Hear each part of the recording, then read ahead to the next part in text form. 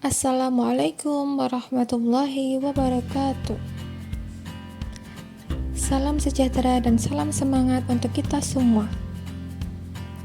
Pada kesempatan kali ini, kami akan menyampaikan hasil diskusi pada forum ruang kolaborasi mata pelajaran perancangan dan pengembangan kurikulum.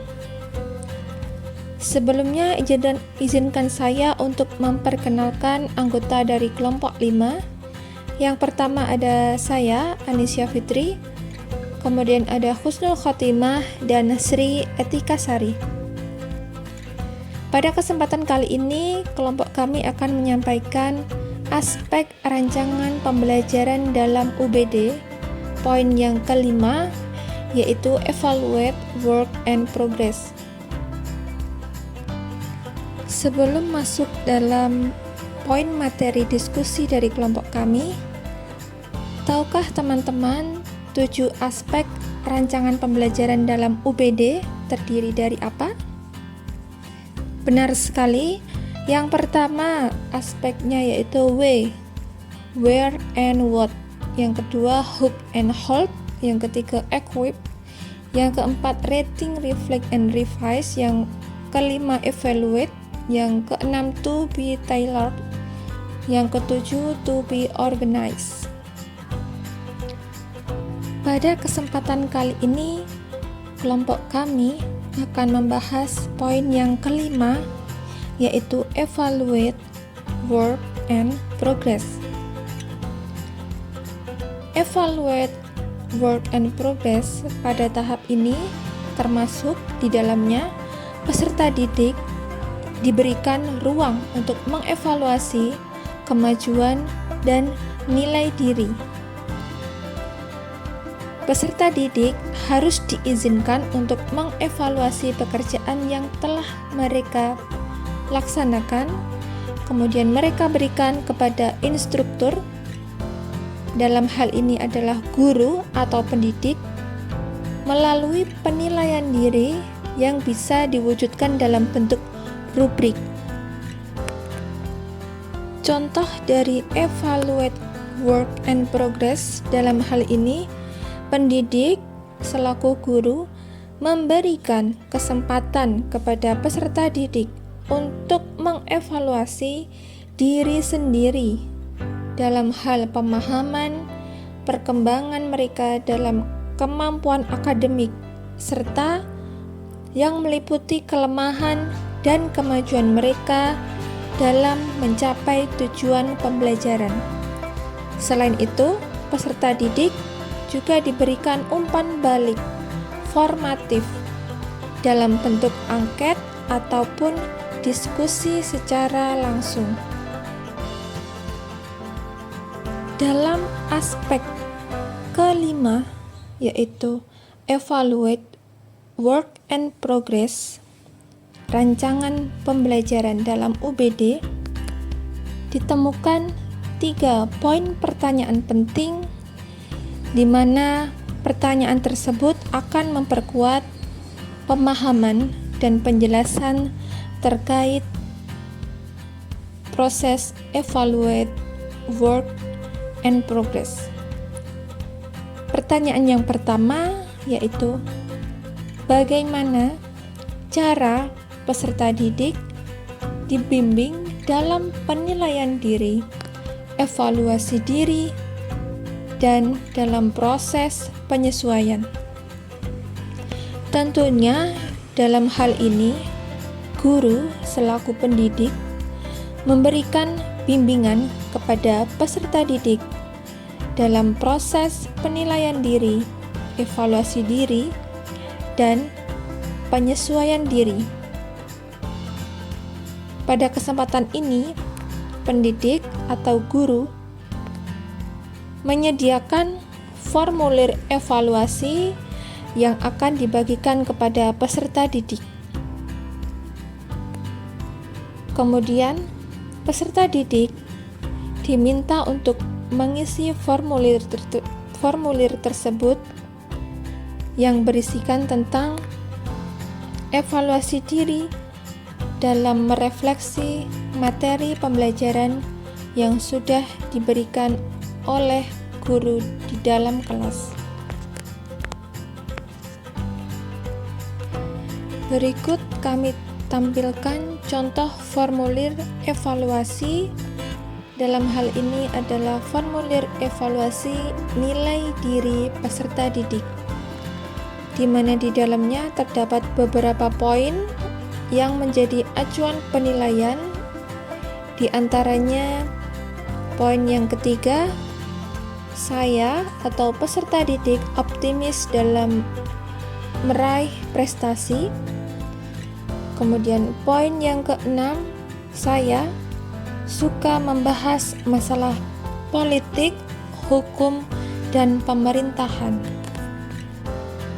Poin pertanyaan kedua yang kami diskusikan yaitu bagaimana peserta didik akan terlibat dalam proses evaluasi diri akhir untuk mengidentifikasi diri, menetapkan tujuan masa depan, dan memiliki semangat belajar. Dalam hal ini, tentunya guru akan mengarahkan peserta didik agar terlibat dalam segala proses evaluasi diri akhir untuk mengidentifikasi diri, menetapkan tujuan masa depan, dan memiliki semangat dalam belajar. Pendidik dalam hal ini adalah guru, memberikan kesempatan kepada peserta didik untuk mengevaluasi pemahaman dan perkembangan mereka.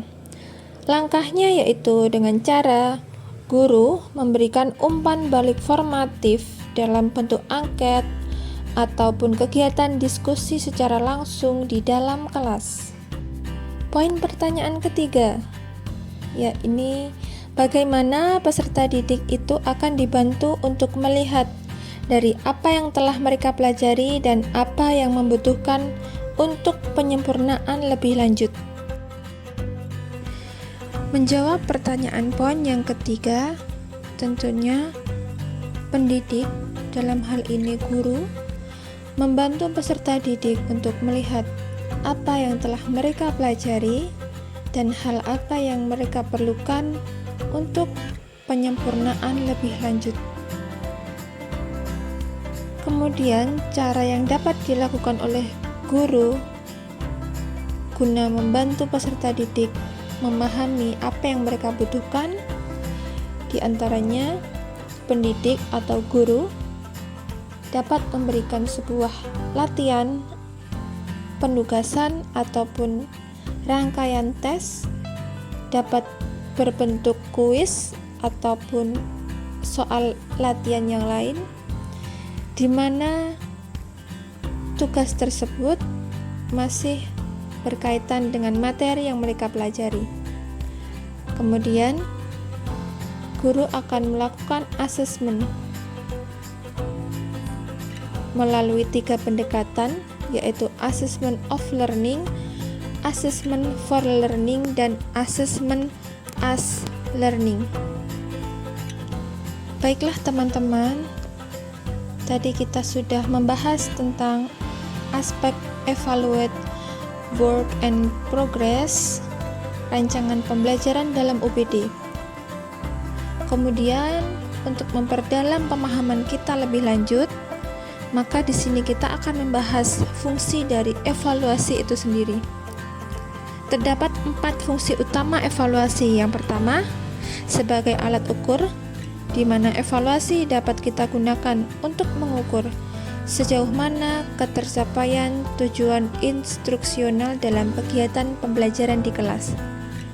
Yang kedua, evaluasi sebagai alat seleksi yang dapat digunakan sebagai dasar untuk melakukan pemilihan calon-calon untuk menduduki suatu jabatan ataupun untuk mengetahui jenis jenjang pendidikan tertentu. Fungsi evaluasi yang ketiga sebagai laporan hasil belajar, di mana isi laporan tersebut harus mengacu pada hasil evaluasi peserta didik yang mencakup kemampuan dan kecakapan belajar. Dan fungsi evaluasi yang terakhir, yang keempat, yaitu sebagai bahan informasi Apakah peserta didik harus mengulang suatu muatan pembelajaran tertentu? Apakah perlu untuk dibantu? Dan apakah masih perlu penyempurnaan lebih lanjut ataukah tidak?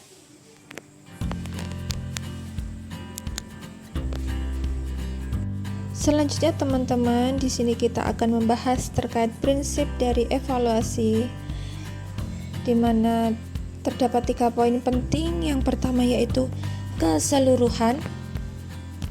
Pelaksanaannya, evaluasi itu dilaksanakan secara menyeluruh tetapi mencakup berbagai aspek yang dapat menggambarkan perubahan tingkah laku dari peserta didik itu sendiri.